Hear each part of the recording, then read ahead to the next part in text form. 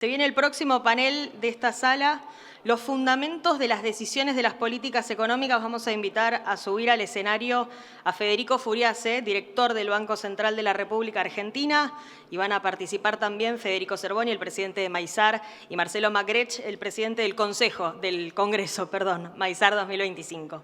Bueno, mientras la gente va entrando, vamos a empezar porque tenemos que cumplir los tiempos. Primero, agradecerle a Federico Furiase, es director del Banco Central, es una persona muy importante hoy en el equipo económico de Toto Caputo. Quiero agradecerte que hayas venido. Sabemos que este es un día muy complicado porque hoy están emitiendo un bono muy importante y así todo se hizo tiempo para venir hasta acá. Y el año pasado estuvo en el Congreso dando una charla, me acuerdo hace un año, y tengo que decirte que tu planteo de cómo venía la economía y cómo iba a evolucionar se cumplió a rajatablas. Fue impresionante cómo, digamos, la solidez que demostraron y el conocimiento hacia dónde va la economía, porque proyectaste en un momento muy difícil, todavía que era en mayo del año pasado, y digamos, lo que dijiste acá hace un año está grabado, se puede escuchar, fue tal cual, es como está pasando con la economía, así que demuestra que están manejando las variables económicas en una situación sumamente compleja. Así que vamos a hacer una modalidad de, Federico va a hacer una presentación y después con Marcelo vamos a hacer un par de preguntas, intercambiando ideas, tratando de hacerle las preguntas que le den ustedes al equipo económico. Así que Federico, todo tuyo. Bueno, muchísimas gracias, un placer la invitación. Para nosotros es clave la comunicación, ¿no? Y gracias por remarcar este punto que es tan importante, ¿no? La herencia macroeconómica que recibimos era muy compleja y el activo más importante que tiene un hacedor de política económica es la credibilidad. Y obviamente, además de que teníamos una herencia macroeconómica muy compleja, obviamente no teníamos nada de credibilidad, no teníamos financiamiento, con lo cual eso requería un desafío muy importante. Y de alguna manera, esto que marcás de un poco lo que viene haciendo el ministro Luis Caputo y el presidente del Banco Central, Santiago Bausili, es generar credibilidad dando señales y a través de hechos, de los fundamentos macroeconómicos y explicando lo que tiene que ver con un programa de estabilización que tiene una dirección, que en esa dirección va dando pasos, va teniendo distintas secuencias y que cuando se da un paso es importante explicarlo y que para dar cada una de los pasos o de las fases se van cumpliendo ciertos requisitos macroeconómicos justamente para poder seguir sosteniendo la baja de la inflación, el crecimiento, ¿no? Y allá hace un año hablábamos de este punto, ¿no? Y hoy, hace poquito empezamos lo que fue la fase 3 de este programa de estabilización. Recordemos que la fase 1 tenía que ver con afianzar el ancla fiscal. Se había heredado un déficit fiscal de 5 puntos, se terminó con el déficit fiscal y se hizo un ajuste de 5 puntos el primer mes. Ancla fiscal que se logró derrumbando muchos mitos, ¿no? Eso de que el ajuste fiscal iba a generar una recesión, al contrario, ¿no? Porque se logró un ajuste fiscal que permitió bajar la inflación, devolverle capacidad prestable a las familias y a las empresas, porque los bancos dejaron de prestarle al Tesoro porque ahora tiene superávit, y al Banco Central porque su balance está saneado y hay capacidad para prestarle a empresas y familias, y es lo que explica en parte una recuperación muy fuerte del crédito que permitió que la baja de la inflación se dé en simultáneo con una recuperación económica en B corta, ¿no? La economía está creciendo al 6% anual. En la fase 2 terminamos con la emisión monetaria, cuando se fijó la base monetaria amplia allá por julio del año pasado, y para nosotros obviamente en nuestro marco teórico, donde la inflación es un fenómeno monetario, era muy importante terminar con la emisión monetaria y tener un ancla nominal en la economía, justamente para poder bajar la inflación, partiendo de una situación donde había un riesgo de hiperinflación. No nos olvidemos de ese punto. Y después, allá por mediados de abril, hace un poquito más de un mes, empezamos lo que fue la tercera fase de este programa de estabilización, que tenía que ver con recapitalizar al Banco Central por el lado de los dólares las reservas líquidas de libre disponibilidad, la salida del cepo y la inauguración de un régimen monetario cambiario distinto con un régimen de flotación entre bandas, donde el dólar tiene un piso en 1.000 que ajusta al 1% mensual a la baja y un techo en 1.400 que tiene un ajuste de 1% mensual al alza, y entre esas dos bandas hay libre flotación. Entonces, completamos un programa de estabilización que tiene un ancla fiscal, tiene un ancla monetaria y que sigue teniendo un ancla cambiaria, solo que antes el ancla cambiaria tenía que ver, cuando estábamos con el cepo, con ese crawling del 2%, hoy el ancla cambiaria mutó, se transformó en que hay un régimen monetario donde hay libre flotación entre bandas y el verdadero ancla cambiaria tiene que ver con que el Banco Central ahora está recapitalizado. Se saneó la hoja de balance del Banco Central. Desde el lado del pasivo, que es resolver el desequilibrio monetario heredado, los pesos que circulan es deuda que tiene el Banco Central con la gente, y se resolvió ese desequilibrio monetario a través de la estrategia financiera y la política monetaria. Y en esta tercera fase, a través del acuerdo con el Fondo y otros organismos que hizo el Tesoro usó esos dólares para recapitalizar al Banco Central, recomprar letras intransferibles, que eran estos papelitos de colores que el kirchnerismo le inyectó al Banco Central para usar esos dólares y pagar deuda, lo cual terminó vaciando reservas en el Banco Central, además de generar emisión monetaria sin respaldo por el financiamiento del déficit. Y entonces nosotros lo que hicimos en esta tercera fase fue recapitalizar al Banco Central con reservas líquidas de libre disponibilidad que para fin de junio va a ser un desembolso de 20.000 millones de dólares, lo que deja un balance del Banco Central saneado porque, dada la cantidad de pesos en la economía, el central va a tener dólares suficientes para defender un tipo de cambio en 1.000, y eso claramente, un balance del Banco Central saneado, es menos inflación, es estabilidad cambiaria y menos pobreza. Te puedo hacer una pregunta ahí, Sí, cortita, así quedamos intercambiando. Totalmente. Con el tema de la banda, ¿no? Estamos clarísimos que el modelo no es la devaluación que nos llevó siempre a esa forma que se hacía, que bajaba el tipo de cambio, o no daban los números, se devaluaba y empezaba la inflación de vuelta, no va. Pero hoy hay todavía ciertos ajustes que se entiende que no se puede hacer un día para otro, de reforma fiscal positiva completa o de reforma laboral. Pero con el tema de la banda, ¿no? La sensación que tenemos todos es que hoy somos un país muy caro todavía, ¿no? ¿Por qué? Porque bueno, uno va afuera o ve la importación, es muy difícil competir con ese tema. Hoy estamos en el medio de la banda de 1.200 y por ahí vemos que el gobierno necesita o pretende llevarla a 1.000, si puede que baje a 1.000, lo que nos haría menos competitivos todavía. La pregunta es, en la economía real, a veces se hace muy difícil ser más competitivo con el tipo de cambio más bajo. ¿No sería suficiente un dólar de 1.200? Porque si así hoy nos cuesta muchos empresarios argentinos, ¿no? Con este tipo de cambio, que es el camino, que hay que bajar los costos que no se lleva, pero bueno, ¿cómo no morir en el intento, digamos, ¿no? Y si bajar el dólar a 1.000, que sería mucho más complicado para toda el empresario hoy, tanto agro como de otras entidades. Te la completo con una sola cosita al final. Vos dijiste que teníamos solamente un ancla cambiaria. Para el final de la respuesta a lo de Federico, ¿un cuarto o un quinto paso piensa en eliminar también esa ancla cambiaria? Bueno, vamos por parte y es una pregunta interesante y que requiere muchos puntos, ¿no? Como bien decís, por años y años de inestabilidad macroeconómica, déficit fiscal, emisión, devaluación, crisis de deuda, los agentes de esta economía tienen un chip que tiene que ver con un comportamiento defensivo que se generó en ese contexto de inestabilidad macroeconómica, que es al que le sobraba un mango compra dólares y los empresarios ajustan precios por las dudas.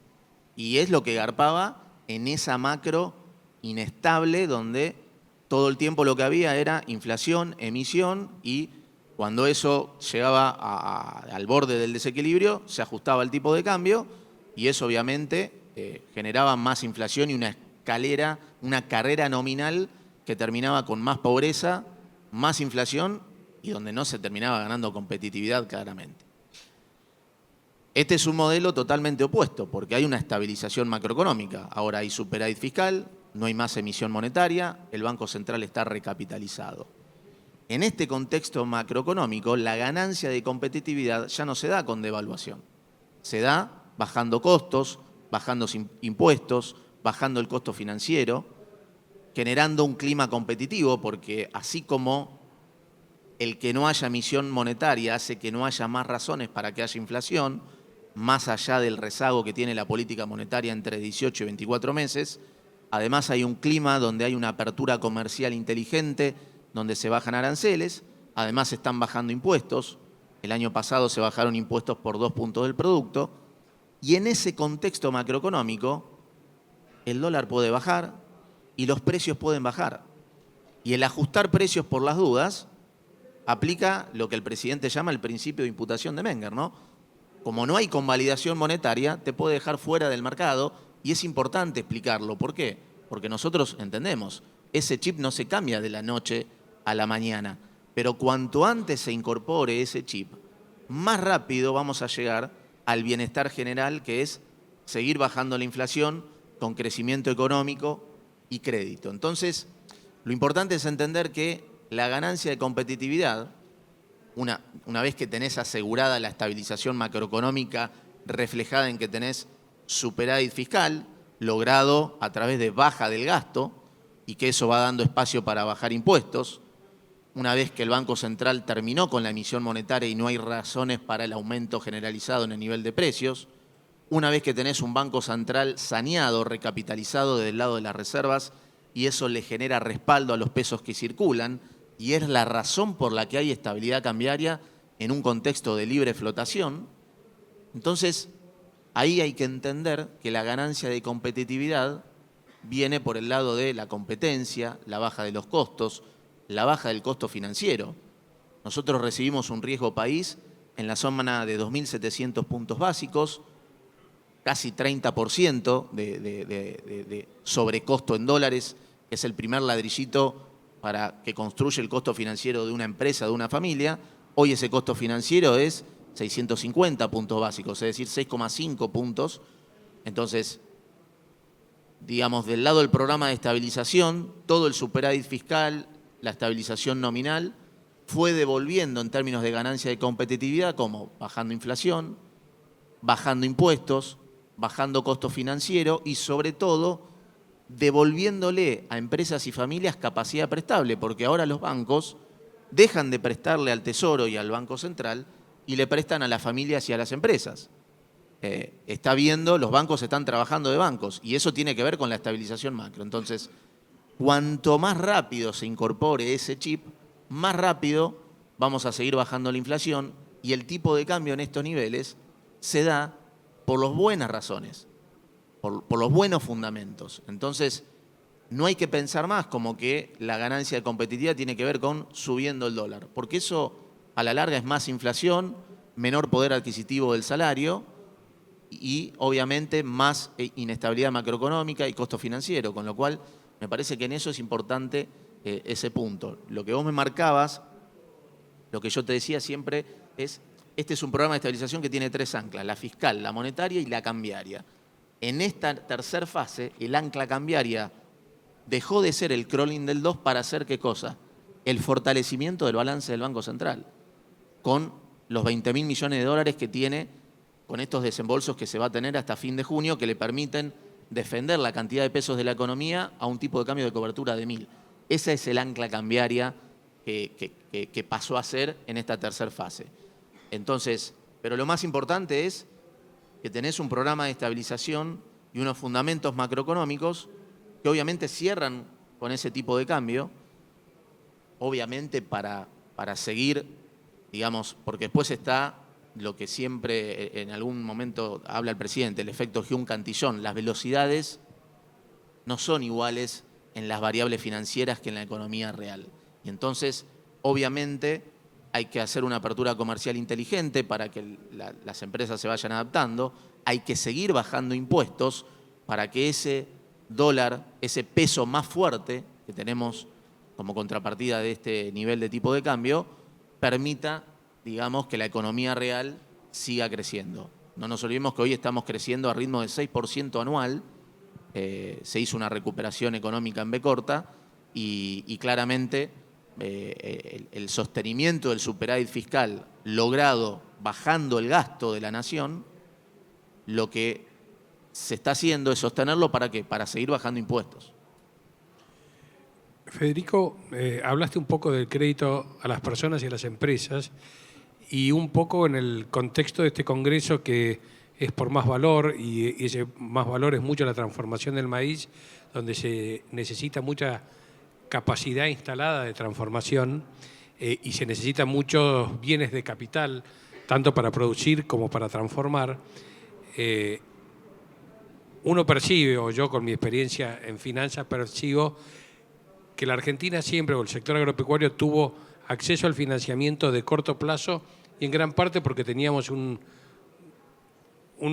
porcentaje de los depósitos en el cortísimo plazo, con lo cual era posible dar ese financiamiento y siempre tuvimos como el préstamo de largo plazo muy lejos, muy difícil de llegar, salvo en algunos momentos de estabilidad, salvo con organismos bilaterales de crédito. Financiar proyectos de inversión, ¿cómo lo está viendo hoy el Central? ¿Qué es lo que está pensando para que se generen esas herramientas que le permitan a la inversión privada generar estos proyectos, que de hecho hay muchísimos en carpeta esperando mejores condiciones? Totalmente. Para nosotros el crédito es muy importante. De hecho, producto de la estabilización macroeconómica, la baja de la inflación y de las tasas de interés, el crédito en menos de un año se duplicó. Nosotros heredamos un nivel de crédito en relación al tamaño de la economía de 4 puntos. Argentina normalmente tiene un nivel de crédito de 12 puntos del producto, 15 puntos del producto, y los países vecinos de 100 puntos del producto. Hoy el crédito está en 8 puntos del producto. Se duplicó y eso es parte de la explicación de por qué se logró bajar la inflación con una recuperación económica muy rápida, con una economía que está creciendo al 6% anual.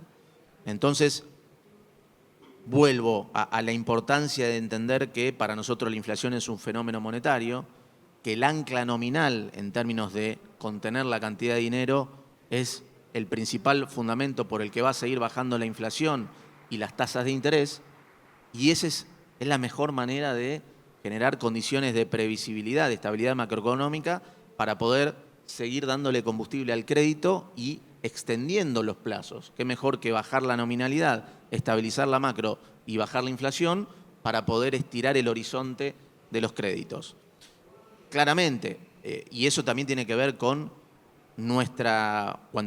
cuando explicamos los canales de remonetización que tiene que haber en la economía para que ese crédito siga teniendo un papel relevante, sin distorsionar, sin obstaculizar la baja en la inflación. Y eso tiene que ver con los canales de remonetización.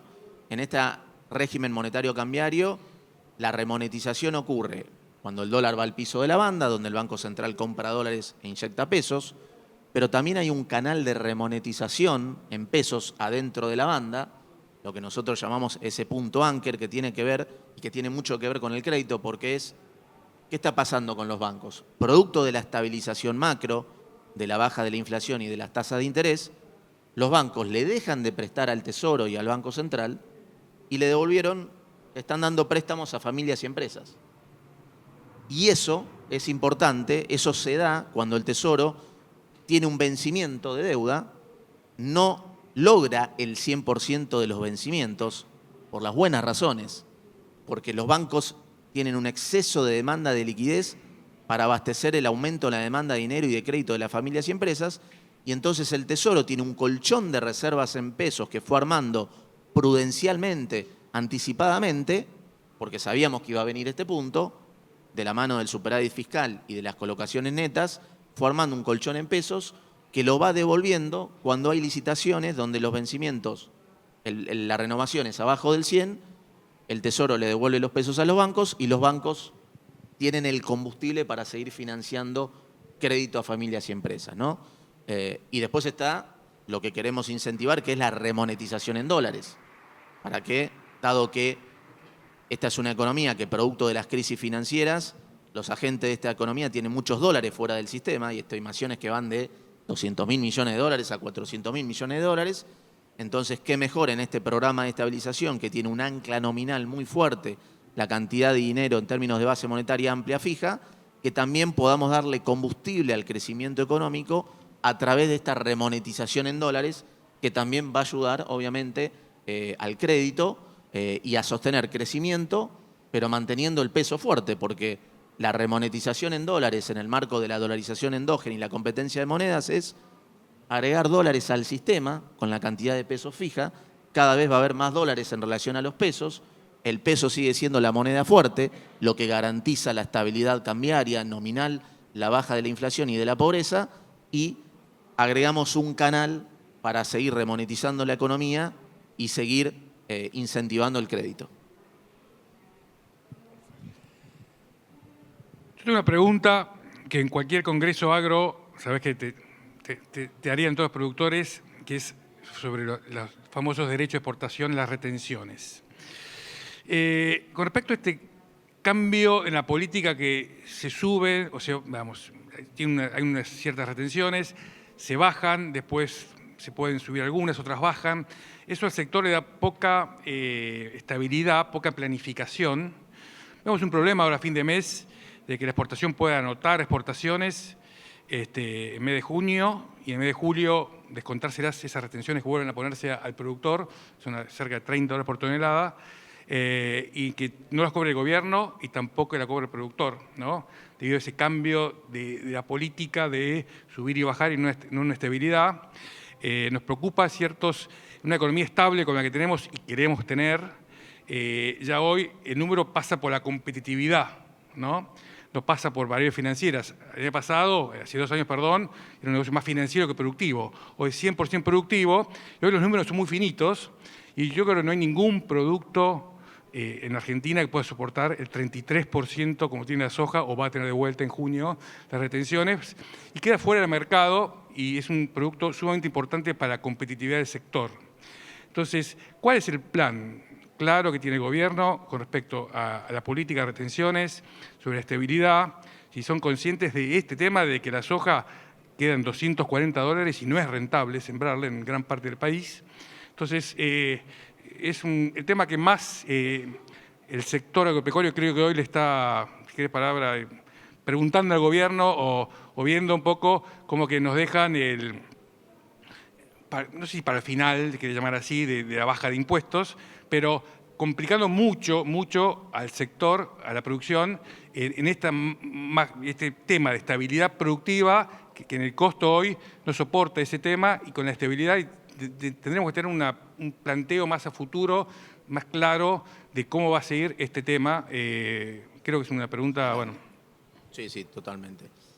Bueno, primero, en términos de lo que tiene que ver con la competitividad del sector, ¿no? y lo importante que fue la estabilización macro, que digamos, se ve reflejada en la baja de la inflación, desregulaciones, baja del costo financiero y prácticamente la eliminación de la brecha cambiaria, ¿no? Por eso, cuando miramos las cantidades exportadas del primer trimestre de este año, fueron récord para un primer trimestre.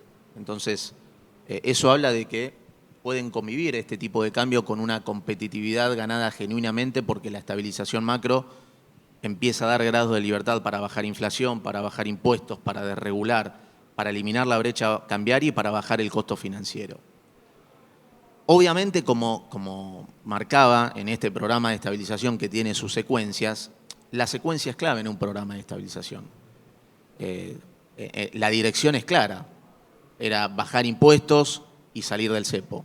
Ahora, dada la herencia macroeconómica más compleja en la historia, si la secuencia no se respetaba y hubiésemos empezado saliendo del cepo sin reservas y bajando impuestos sin haber logrado un sostenimiento creíble y fuerte del superávit fiscal, duraba 2 minutos, era game over. Entonces era muy importante entender esta secuencia. Cuando se recompuso el balance del central, se salió del cepo, como siempre se dijo, porque queríamos salir del cepo cuando no haya ningún tipo de tensión, y así fue. Se salió del cepo, el dólar se fue más cerca del piso que del techo, y la inflación está bajando respecto de los números de marzo. eso no es casualidad, es causalidad, porque hay un programa de estabilización con sus anclas, con su secuencia, con su lógica y con su dirección. Con los impuestos pasa lo mismo. Ya hemos empezado a bajar impuestos. El año pasado se bajaron impuestos por 2 puntos del producto. En el caso de derechos de exportaciones, se eliminaron a economías regionales, a la industria, se hizo una baja temporal en el caso de la soja y de otros componentes agrícolas. Obviamente que eso en junio para lo que es la soja vuelven al nivel inicial, para lo que es la cosecha fina se vuelve a extender esa baja para el año que viene. Y entonces lo importante es eso, nuestra agenda, nuestro compromiso es, la dirección es bajar impuestos. Venimos a bajar la inflación, a bajar impuestos, a devolverle capacidad prestable a la gente y que la gente pueda usar también esos dólares que tiene ahorrados y que no los puede usar y darle un uso más eficiente para que los vuelque a la economía y eso genere más crecimiento, más recaudación y más espacio para bajar impuestos. El presidente lo ha dicho. En la escala, en términos de prioridades, cuando esté la baja de impuestos, como ya se ha hecho, con señales, digamos, lo que tiene que ver con retenciones y impuesto al cheque, son las prioridades. Pero claramente es importante sostener el superávit fiscal. En este año y en un año electoral no hay emisión monetaria y se redobló la apuesta, donde ahora el superávit fiscal, que teníamos un target de 1,3, se pasó a 1,6 puntos del producto, así que no quede la menor duda que nuestro compromiso y todo el esfuerzo macroeconómico y la estabilización macro es para bajar impuestos y obviamente en ese radar y en esa secuencia de prioridades los derechos de exportación van a tener la prioridad. Y claramente ese es el punto, ¿no? Claramente la estabilización macro logró dar competitividad al sector, como decía, se eliminó la brecha cambiaria, bajó el costo financiero, se han bajado impuestos y regulaciones en lo que tiene que ver con importación de insumos, se han bajado retenciones, obviamente queda un camino por recorrer, pero lo importante es mantener esa secuencia, porque si perdemos espacio del lado fiscal, exactamente.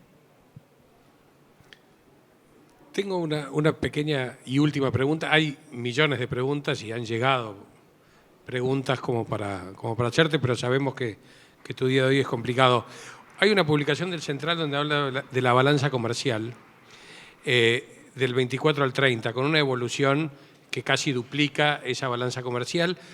Y yo, siendo con la camiseta muy puesta en el sector agropecuario, me sentí medio mal cuando veo que hay crecimientos enormes. Hoy lo vimos recién con Horacio Marín en lo que es petróleo, en minería, en otros productos y servicios, y el crecimiento que está expuesto en los números del Central del sector agropecuario es pequeño. Mi pregunta es igual al actual, ¿no es Es igual al actual. No, sí, no evoluciona, no crece. No evoluciona Hay una proyección de... Entonces, desde el sector es como que yo me siento, ¿nos están evaluando bien?